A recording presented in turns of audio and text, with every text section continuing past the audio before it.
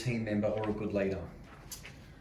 Ooh, good one. I did a speak talk on this at the RSL Association a couple of months ago in Adelaide. Leadership in the Western world is a funny subject. More often than not, we go to corporate leaders or corporates bring in high-ranking military officers to give leadership briefs. And it's going to sound like I'm shitting all over generals because I kind of do a lot. Here's my issue with and I'll tell you the issue and then I'll go back and I'll tell you what I think good leadership kind of stems from. In the Western world, any kind of coalition country, if we are going to a general to find out how to be better leaders in society, in our companies, in whatever, we're essentially taking someone who has not achieved their objective for 20 years straight, and we're saying, how are you doing so well? It's like, we did not win a war since World War II. We haven't won one. There's a little bit of stuff in Korea that might look like a win. Vietnam was a terrible loss. The Middle East was an absolute shit show for 2 years. Did the diggers on the ground do some good stuff and the junior officers? 100%. Absolutely. Yeah. Strategic leadership from the top, we haven't had a win. And it's like, if I said to you, I want you to run your company, I'm going to give you a couple of $1 trillion and I'm going to give you 20 years and here's your one objective.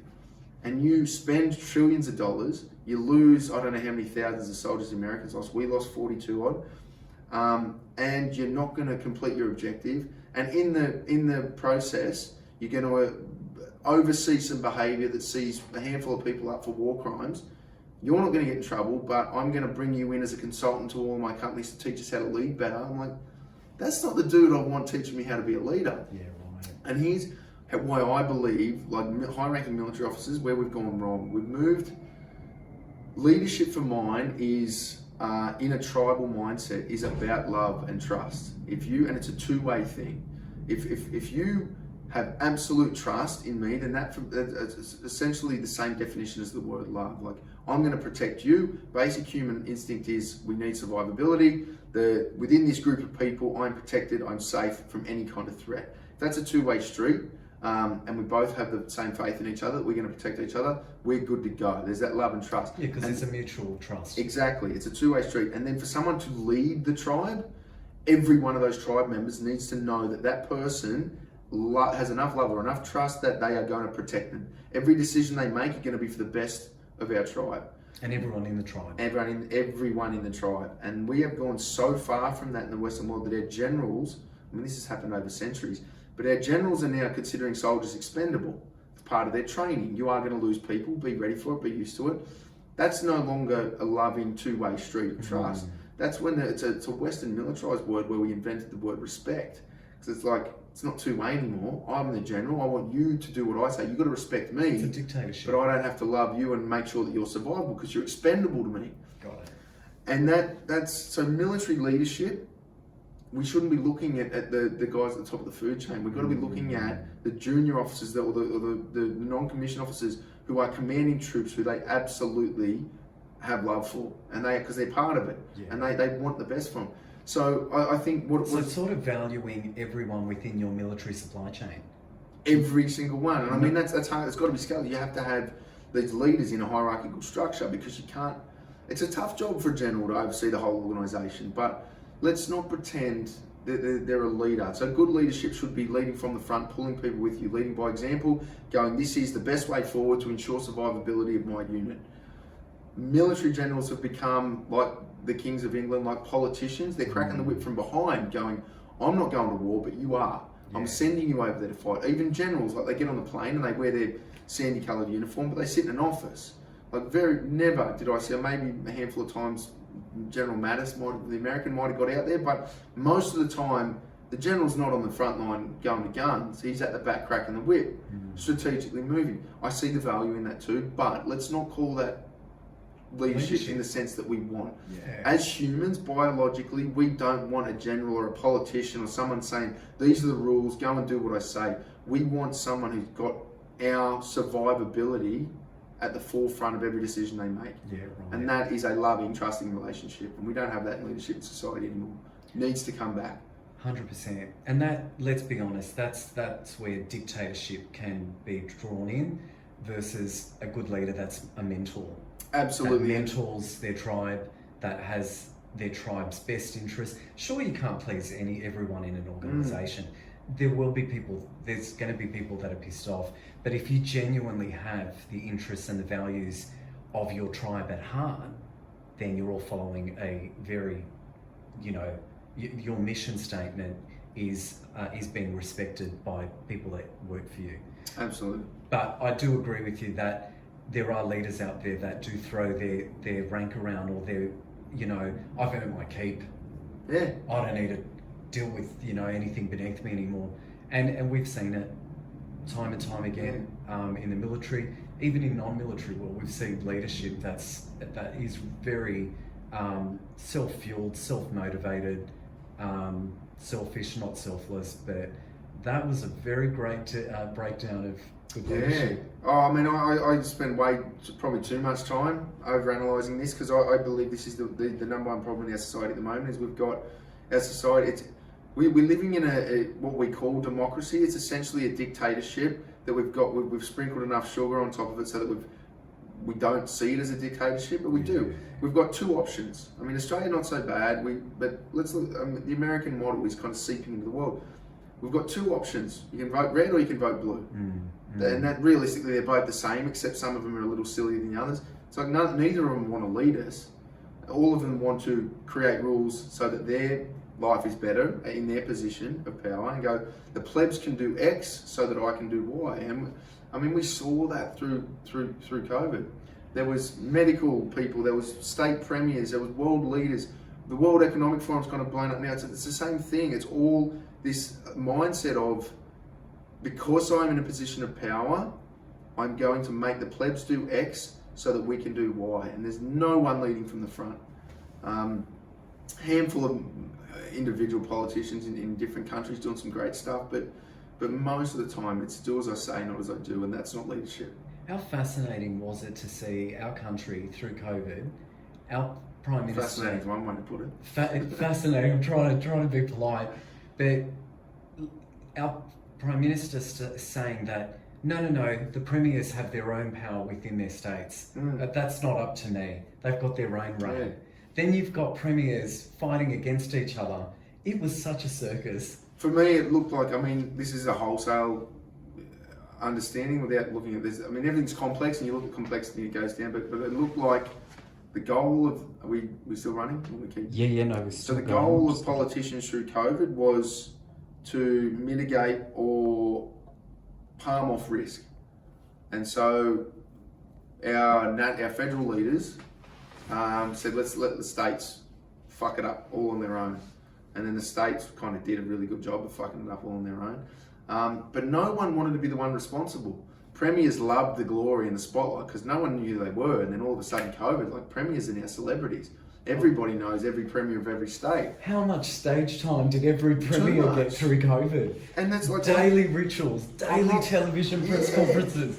I'm not wearing a tinfoil hat saying this was a giant conspiracy and that was one of the reasons why we did it, was to make these politicians famous. But they saw personal opportunity within the chaos and they took advantage of it. Once they got it, it was too hard to give back. They would no premier was going, hey, I'm not doing press conferences because it's causing more harm than it's doing good. They were all like, oh, you wanted me to do another one today? I did one 6 minutes ago. I'll do another one. And they were just doing press conference after press conference. It's highly stressful for them too. And I get it's not an easy job, but they saw opportunity as a politician. And what do you want more than anything? You want FaceTime in the media so that people know who you are and they know who to vote for next time. That is undoubtedly the best form of publicity that you could ever have in your premier, during your role as premier. Yeah. And I agree with you, like, people that absolutely crumble on the public stage, that's a rare exception. But everyone else who was given the opportunity to get their name out there, to get known in the Australian political... Yeah, exactly. Yeah. And we're seeing again, there's media interest at play here too, but that's kind of Biden's model at the moment. It's like there was this... The whole world was looking at our politicians 24 hours a day for 2 years straight. And now he's like, I've got a lot of holes in my game. I'm going to do the opposite and simmer into the background. And now I don't really follow American politics too much, but as far as keeping his head down, and people just don't know he exists, so therefore he's doing a decent job. And that feels like the backlash. Well, they had Trump as well, which is another story. But that's the backlash to too much political exposure and being too much face time on TV. Go and do none, quietens down, and people are like, oh, I get to go get on with my life, and they forget that politicians are there to hate. So it's interesting. I think COVID's shined a light on a lot of cracks in our political model in the West. Oh yeah, 100%. What are 3 key attitudes you've personally encountered that you immediately like in people? The first one that comes on, this is straight out of a Jocko Willink quote, but ownership. When people, good, bad, or in the middle, when people take ownership for every action that impacts their life, that's a fucking sexy human quality. And that is, they can be a varied range of things, but most people at the moment, this is my bugbear with woke culture, it's like, something happened to me, I don't like it, everybody else needs to change. It's like, that's... Deflect. Well, it deflect, but also there's no one's taking responsibility. It's like if I walk out in the street right now and I get hit by a drunk driver, no one would fault me for saying that was all his fault.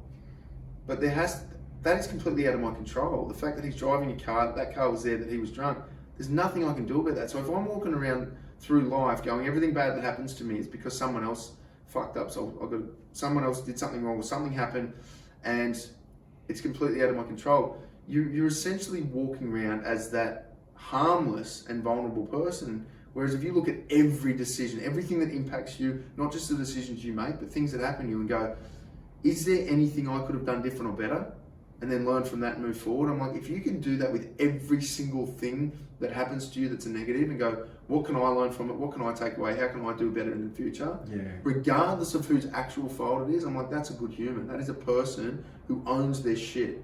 Because it's so much easier to just blame everyone else.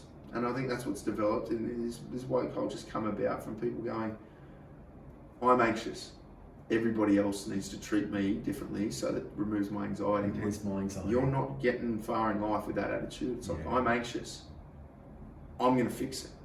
Because you got your own shit going on, and so does he, and so do they. It's like, I'm going to fix it, because who does it hurt the most? It hurts me. Yeah. I can't go out socially if I've got social anxiety. It's like, I can either go out, wear a shirt that says I've got anxiety, use these names for me, and treat me this way, and move out, whatever. It's like, you're relying on a lot of moving parts for one little person to be happy, comfortable, and safe. It's like, or you could forget everything else, train yourself to be harder, or train yourself in techniques that overcome that anxiety, own it and solve it yourself.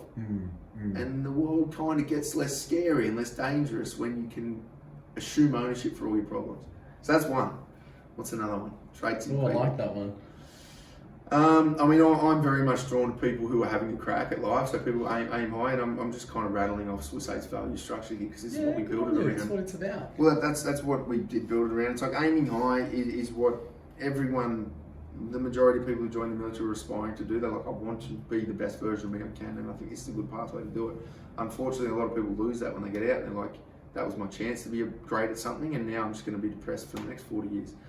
Whereas I think people who can reignite that fire for any form of greatness, and I'm not saying you've got to wake up when you're 50 and go, I'm going to try and compete in the Olympics. It's probably not going to happen. Does that mean you can't do amazing things in life? Absolutely not. Like, age is becoming irrelevant, but it's more of a mindset at any age. Go, if you aim high, you want to become high performing and the best, or in the top group of what you do.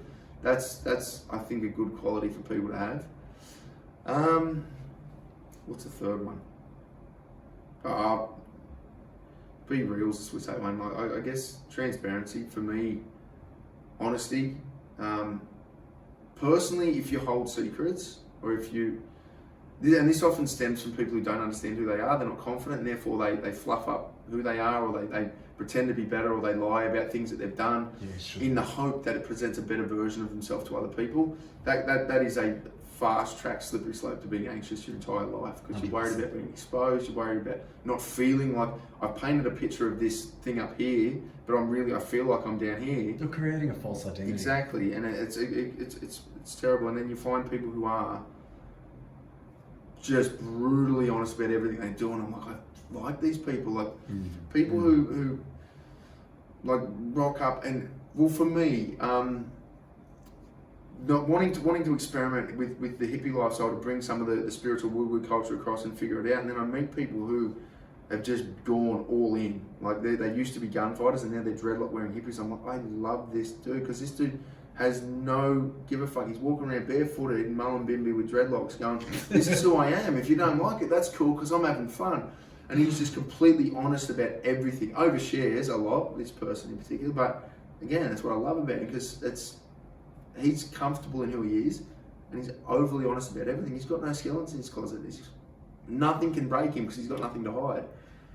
You're going to laugh, but when I was like probably through my own mental health pit, I disappeared and went nomad into Byron and Mullumbimby. Yeah. And there was a lot of turbulence going on. Probably at that point in my Navy diver had gone through the roof. I worked with shark attack survivor Paul de Gelder, and the bar was raised so high. And in the years after that, I had to find my life between what Navy diver was. But anyways, I did have the opportunity of getting away, going to Mullumbimby. And when you just said that, you know, that cool young hippie person that gives no fucks about life type mantra, I was, where was I? I was in a spa centre called Kiva Spa in Mullumbimby, which is like a very, it's inspired by, you know, Asian rituals, and you go in there and there's... One in the Indian joint? Yeah, you know which one. I never went in there, but I think I know which one. And it's like got cold plunge pools, it's got a variety of all these things.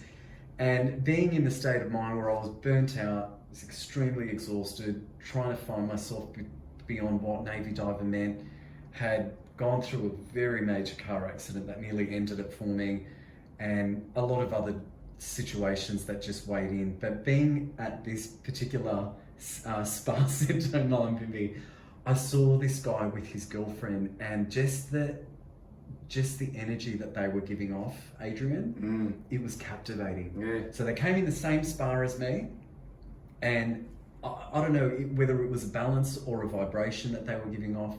I was transfixed by them. And we were talking in the spa for like, you know, half an hour to an hour. And then all of a sudden they're like, Mick, you got to come and check out the market stall that we've got in our Mullumbimby markets. And in Byron Bay markets, sorry. So meeting these people that really, they were grounded, they were centered in themselves, it sort of created a healing point for me, because I figured that every noise and everything that I was going through in Sydney, I could regulate myself like these people were regulating. Like they were in the best place in their life. And I thought, if they can do that, I can do that. Yeah. So when you mentioned that, it just took me back to that Absolutely. There is, I mean, a lot of people go to Mullum and up to Byron Bay or Bali or anywhere. I mean, the Eat, Pray, Love move is a perfect example. So people go there to find themselves. And a lot of the time they're going there because they've got some shit in their past and they're like, I don't like who I am, or I want to change who I am. Go there. And you do start to surround yourself with these people who are like that. They own their existence. Most of them don't really give a shit about money, but they are completely honest about who they are or who they're becoming, and that is extremely attractive. I think the risk comes in when you see a lot of young people in Byron Bay, especially through COVID, wanting to be these nomadic workers, and they've adopted the facade of that. I own my life and I'm completely honest. Because I know who I am, I'm comfortable with it, and I'm completely honest about it. And they want the hippie freedom and the spirituality and that, but they're not ready to put, because that takes work, right? To actually own it and be confident and understand who you are. But if you don't put in the work, then that can have the opposite effect, right? And you got these people up there going, I'm wearing a tie-dye shirt, I'm a free-loving hippie, I've got no worries in the world, but they're sitting there on a laptop, stressing to hit deadlines and going, I've got to do this shit for my boss back in Sydney and blah, blah, blah, and whatever. It's like, you're kind of in that limbo. I mean, I know there's a transition point, but there's a limbo point where you're like, are you really committed to becoming this identity that you want? Because with that means that you've got to drop this stress and you've got to be truly honest about who you are, and maybe wearing a tie-dye shirt while working 15 hours a day from a cafe in Byron, that's you're not, they're kind of opposing ideals. Yeah, right. So I love what Mullum and Byron can bring, but I think people need to know that when you go there, if it's a retreat or a getaway, it's like a few weeks, like, well, you just need a hard reset because you're burning out. Yeah. Amazing. But there's a lot of people who've gone up there to live full time. They're like, because I live in Byron Bay now, I am this new person. It's like, no, there's work you've got to do to become that. Exactly. And right. to do that, for me anyway, the biggest telltale signs is, do they own own existence and know who they are, and are they honest with themselves more than anything? Yeah. Because a tie-dye shirt doesn't make a hippie. A hippie's a mindset. The scariest person that you got to be accountable to is yourself. The man in the mirror. 100%. Yeah. And once you'll create a beautiful frequency within yourself, whether it be through methods of breathing or through ice work or through spirituality or whatever the vice may be, it's once you get to that form of contentment, people do feed off that energy.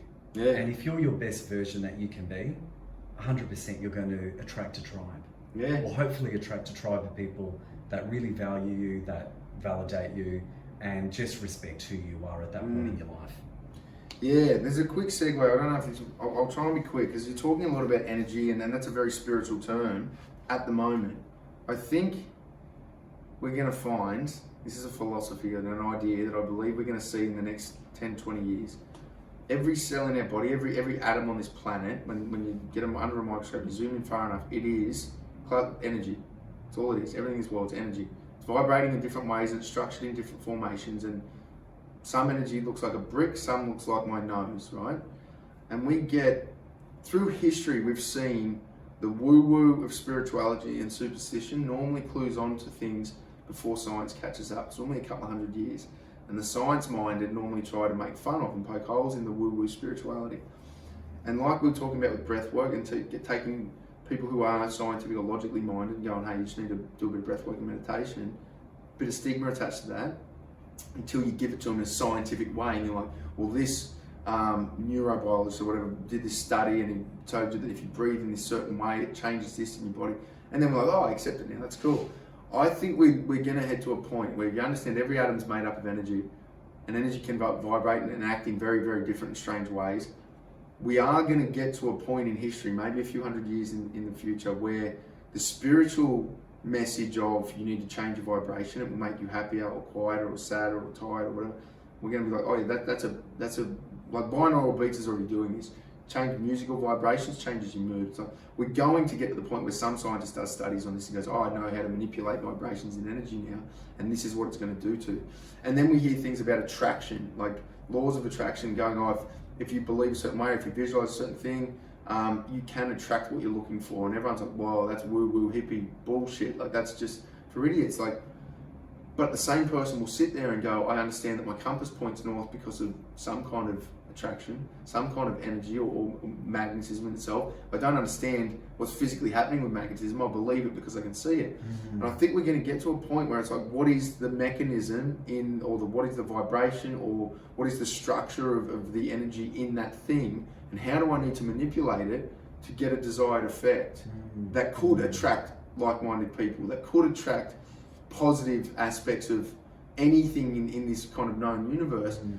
The woo-woo and the science eventually always catch up and meet in the middle, and I think energy is the next one that we need to be paying attention to. 100%. Because at the moment, it's only tie-dye wearing hippies that give a shit about energy, and I'm like, you're onto something. If we ride it off wholesale, we're going to miss a lot of the benefits. So. I agree with you, mate. I agree with you. And that's why it's so important.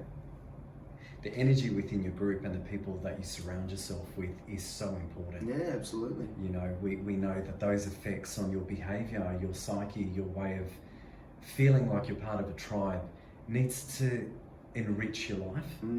Because people, like we discussed before, being a part of a wrong tribe and vibrating on the wrong frequency with the wrong people, it might be fun for a bit, but you know, we want to be operating with people that are really helping us elevate our status, and pushing us, or just really backing us in different ways.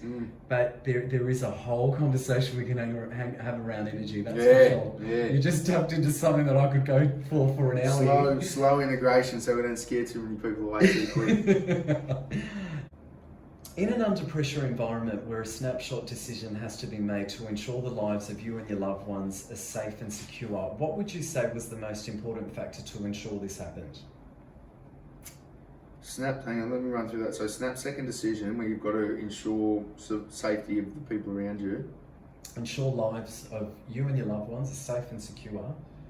What would you say was the most important factor So that's a culminator of everything we've just talked about. It is. Let's look at people. Okay, so people who don't understand box breathing or have no training and stuff like this. Well, the training itself to tell your brain, like, in a state of panic or state of chaos, this is my process. Do step 1, step 2, step 3, then start making decisions. And a lot of those steps are, I mean, a commander's pause is the best lesson I ever learned in the military. It's like if a gun goes off next to you or something blows up, you need to act to get down real quick, but then just take a minute to get as much information as you can, calm your brain down to the point where it can make a critical decision, absorb as much information from your own 5 senses and the people around you as possible, then go, all right, with everything I've got, this is the best course of action, that's what I'm going to do, X. I think that's a huge skill set that most people in the general public don't have. Like most civilians don't have any kind of training, so when something happens, their brain, and it's not because they're an idiot, it's because your brain goes to state of cortisol.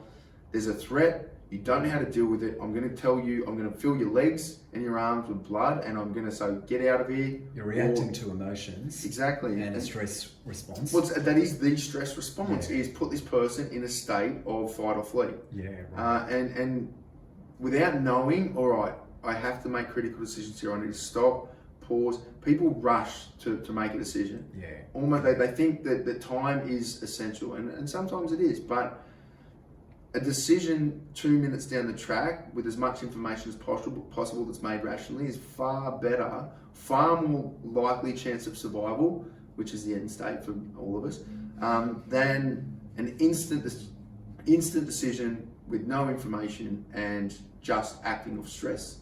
Essentially a knee-jerk reaction. It's always the most dangerous. I was doing a trek in the hinterland of Germany, and I remember one of my best mates, he was pretty tired on a Sunday, and he just said, I'm going to spend time with my neighbours, go and enjoy some of the walks, because he was in the hinterland of Ravensburg in Munich, in the Munich side of Germany.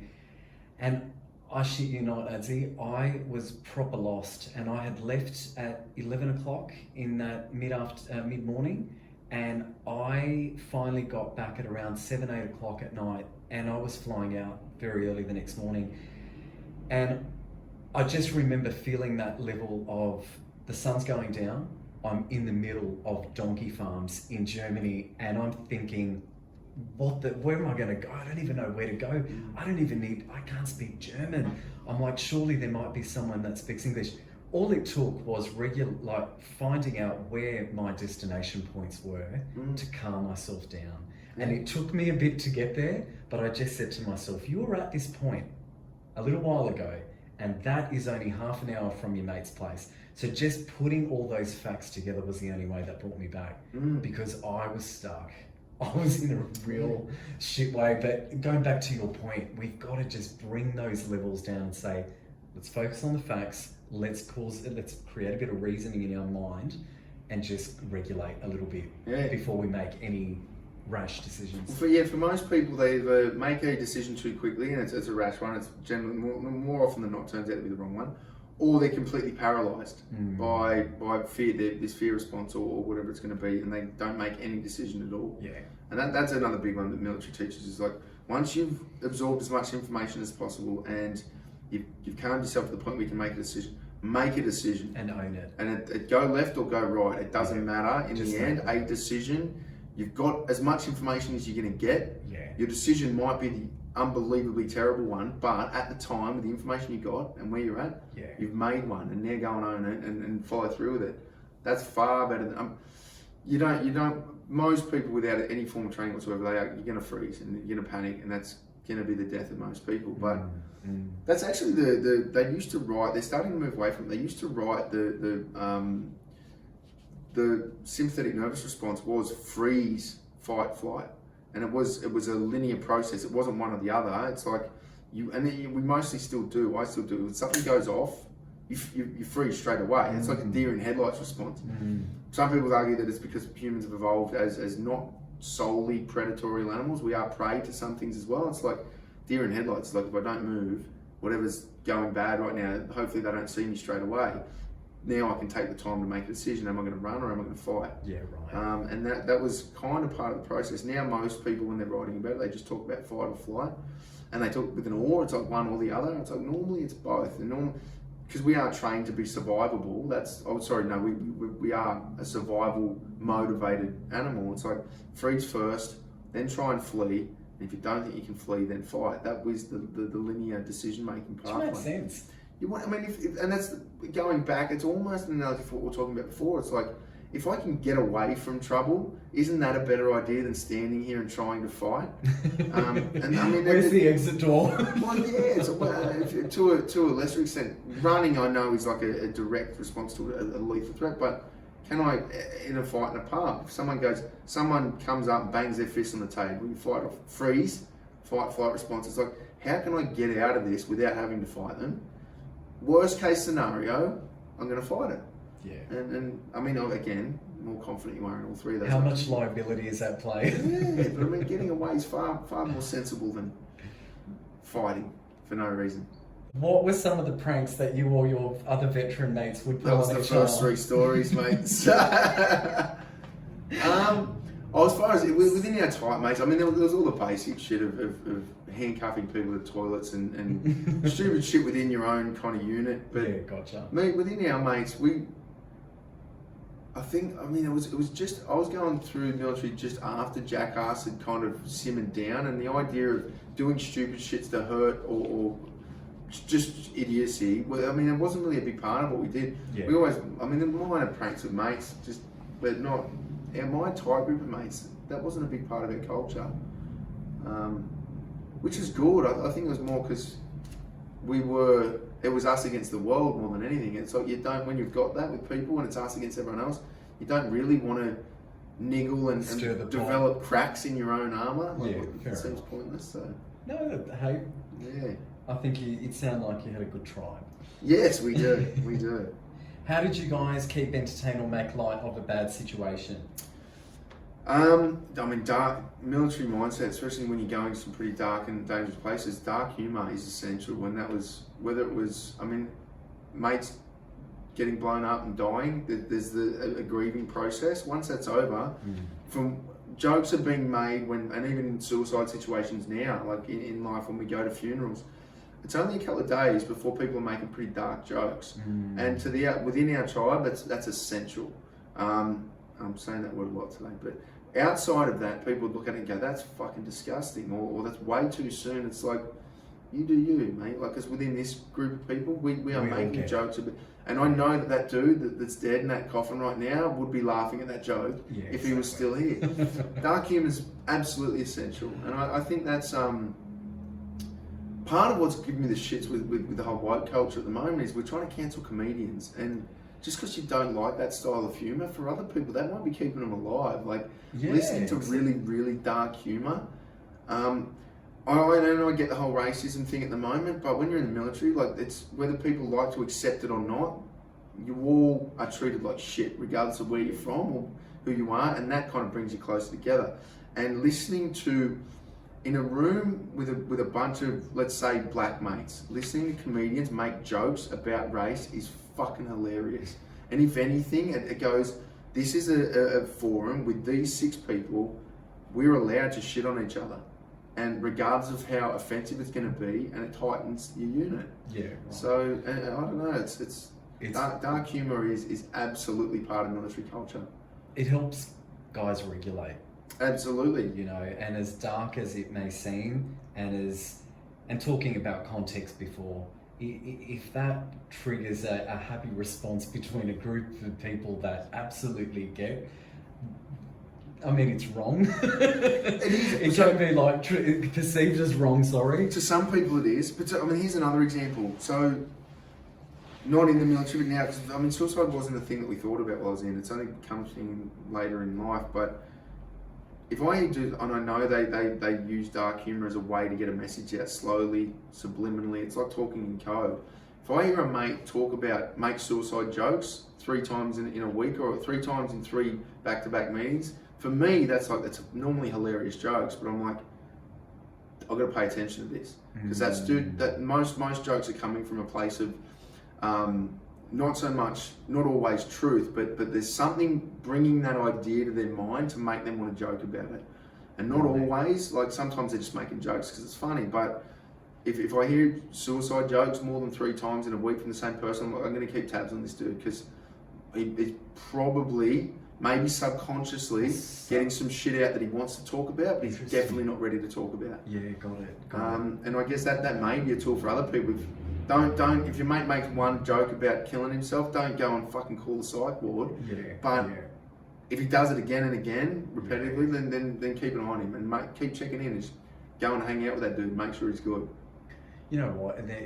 That's so paramount. I think there can be a level of truth when something is repeated, and you know, like you said, you treat it as a joke once off, but then look at the signs. Is there something deeper going on here?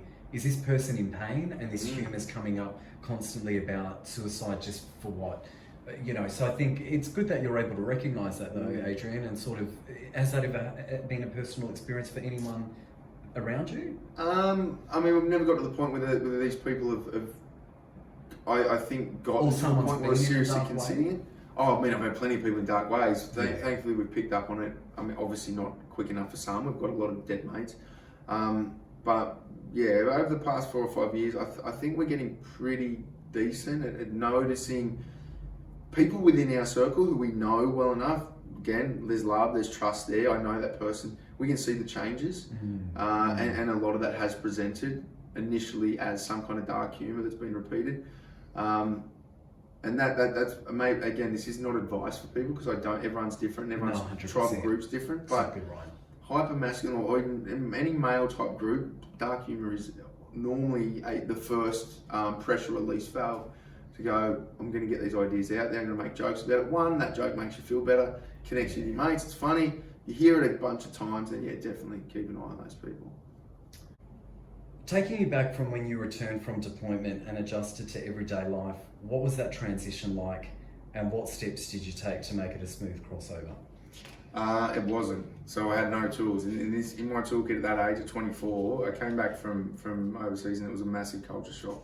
Just going, all right, with what best way to visualize this, if anyone's seen American Sniper with Bradley Cooper, when he I think there's a scene where he's driving back from a hospital or something, he's just seen his wife, or he's got to take her to a hospital, and something happens and he jumps the curb and he has this little meltdown. He's like, we're doing this shit, people are going about their day-to-day life and they're driving cars and they're shopping at the mall, and we've got dudes overseas dying. Like, that's a hard thing to wrap your head around. When you go over there, you're prepared. You're like, I know this is going to be a culture shock.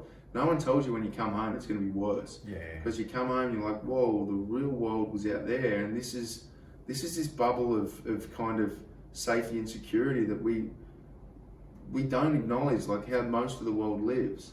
And I had no tools. We got none. We got a couple of days in where were we? Abu Dhabi or somewhere on the way home to decompress. Well, I mean, realistically, what did we do as 24-year-old soldiers? We drank a bunch of beers and then flew home with a hangover back to Australia, and that was it. But so we didn't have it. And I don't know if that's changed, but there definitely needs to be more reintegration back into Australian society when you come home from deployment, when you leave the military, when you go through any major transition point. You need retraining, re-education. This is the society you're going back into. Get ready. Yeah, exactly. And there needs to be work in that space, 100%.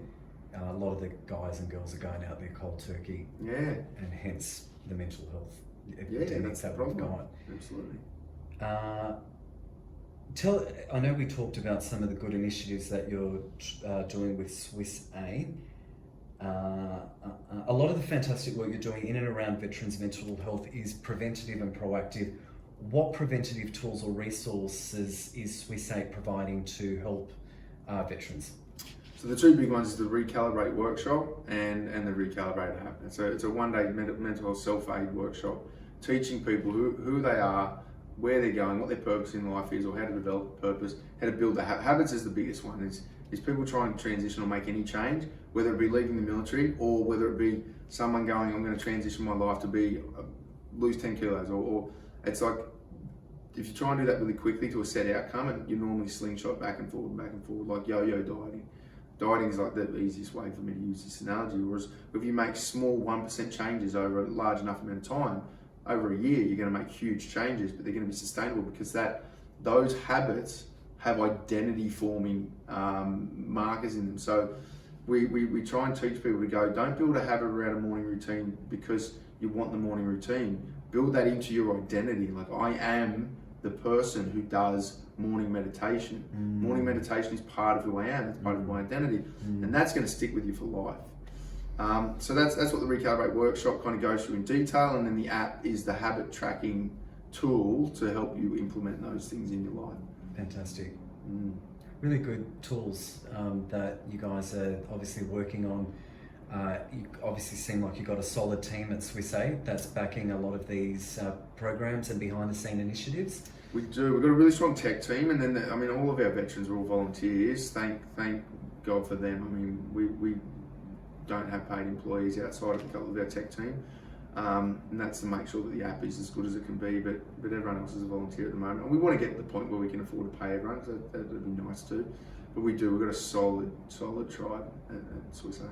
Awesome.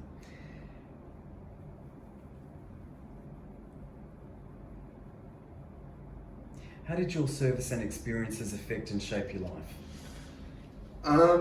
Where I am now, it's learning along the way, losing a lot of people, going through shitty parts of life. I mean, the military's good at giving you scenarios that are pretty fucked up, and like learning how to overcome that builds resilience and helps you navigate life. And the decisions you made that worked back then for scenario X, you can now repurpose those decisions to help you navigate the future parts of life. And that's why we're at a point now where we're like, all right, figuring out who I am. What did the military give us? It gave us tribe, identity, routine, and purpose.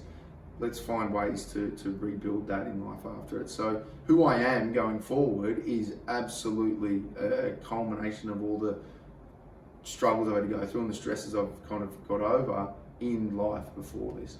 And most of those were built around military service. Resilience. Resilience is the biggest one, absolutely. Yeah.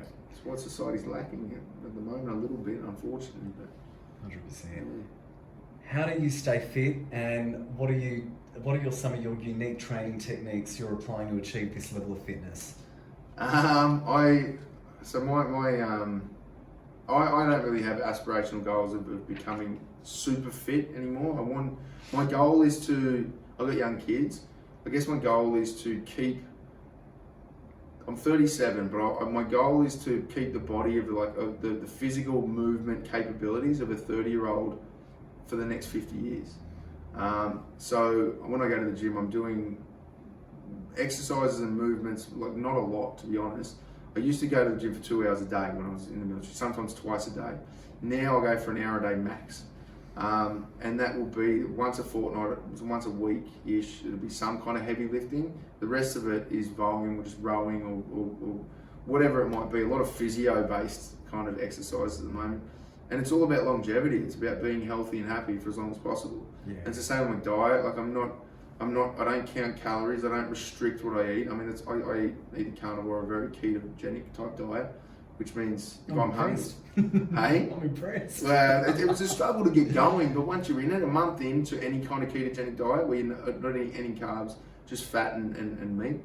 Pure proteins, yeah. A little bit of fructose, like a few berries and stuff, but it's mostly protein and fat, and I just don't get food cravings anymore.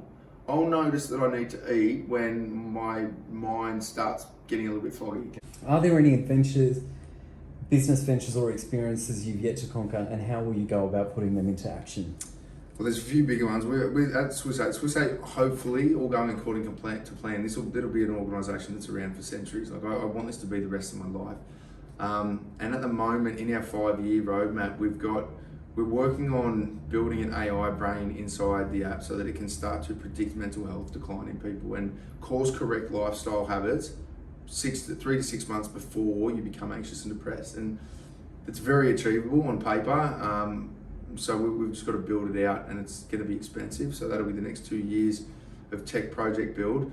Or it's in the process now, but it'll take a while. And the other ones, we're hoping to win the grant for the Maitland Veterans Centre. And that for us will be a game changer. It'll let us build an entire facility that realistically is a mental and physical human performance center. Because at the moment, like I was saying before, we're treating mental health and physical health as two separate things. They're not. They're all interconnected. Which one is more dominant? We don't really know yet. Like, does your mind have control over your body, or does what you do to your body impact your mind and your mental state? Both. I think a bit of both. A bit of both at the moment. So if we can get to this point where we've got the capital, thanks to government grants, to build this centre, we've got partnerships in place with Newcastle Uni to do some kind of cutting edge research. That for me will be game changing, and that is my goal for the future. Get these two projects working hand in hand, ideally to the point where the end goal for me is to solve suicide. And I believe with AI and our current understanding and future understanding of how to rewire the human brain, we can definitely achieve that. People have got to do the work. That's the human element's going to be the tough one. Sure. But I believe that is an achievable goal for the next decade, to get these two things happening together, and then the end goal is to solve suicide. If you have some time, tune into a author called Dr. Catherine Ball. She's published a book called Converge, and Converge talks about how AI could completely transform human life and mental health. It will. So when you had mentioned that AI is going to be a fundamental to suicide, yeah, that just gets me excited. Yeah, wow, it is. I mean, my brother's our CTO, and the dev guys is like, my brother is my CTO. Like he's a software engineer. Oh right.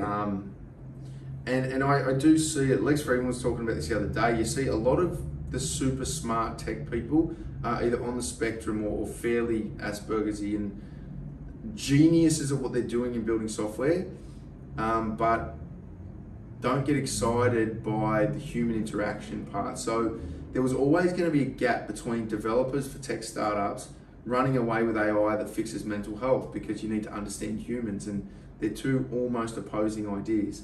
One's a 1 and one's a 0. And so if we can bridge the two together and go, we've got the lived experience human element, and we can get the tech guys with the AI knowledge to go, let's merge these two concepts together, and we can create something that solves mental health problems. That's cool. It's going to be interesting. That's a game changer. Yeah. You could be the next Australian of the Year, Adzi. No, I don't think I like politicians enough to get those kind of awards. Mate, you're on a great trajectory for helping a lot of vulnerable people out there. I hope so. If you met your 18-year-old self face to face, what's one piece of advice you would say to your younger self? Don't change. I've thought about this. I'm like, that 18-year-old me was an idiot. Like, and we've talked about some of the reasons why, but every stupid decision I made I learned from and led me to where I am at the moment. And I believe myself and a few of the people around me are very uniquely positioned to solve some very complex problems based on understanding white collar and blue collar mindset at the same time. So understanding the logic of the way the world's trying to work and the human emotional side of knuckle dragging monkeys that like to beat their chests and run headfirst into each other. I don't see enough of that in the world. You're either super blue collar and you don't put enough, you operate too much on emotion and without enough logic. Blue collar is not, I'm not talking about your occupation, that's just an old way to classify people, but knock around guys versus academic types. I think we're very uniquely positioned to have some good impact. What advice would you give to our worldwide Navy diver fans, and what's some inspiration they can apply to their everyday life? Well, I mean, figure out who you are. That's my biggest piece of advice, though not advice to everyone. It's like there's so many problems, both intrinsic and extrinsic, that can be solved in the world if you know and confidently know who you are. It'll probably, I mean, if our politicians really knew who they were and they really confidently knew who they were, they'd probably reduce the need to go and fight people living in poverty in the Middle East. If we were truly confident who we are, would there, I mean, and this is what people hate Trump, and it's hard to say stuff where you can support it, but like, that was a hyper-confident human. And we saw a lot of conflict resolution with Russia, with North Korea, in the Middle East with peace deals. I'm like, yes, there's a bunch of flaws in that person's character, but at the fundamentals of having extreme confidence in who you are is in my belief, a way to change world he owned problems. his shit, Yeah, and people didn't like him for it. exactly. He was a very emotional leader. Yeah, well, yeah. And that unfortunately stung him. But you are right, there was a lot of good that came out of that. So yeah, I think from that, if anyone wants to take a leaf out of Trump's book, no one will pay attention to it. But like one thing that everyone can do is learn and understand who you are, so you can become confident in your identity. 100%. And identity is very tied into mental health. And my last question is, how do we move towards a compassionate future that prioritises our emotional and mental well-being? The good news is that it's never too late to heal. Everybody has a burden that they carry. Everybody has a story. The telling of the story, the being able to say out loud, this is what happened to me, is the first step in healing. I want to thank you for your time today.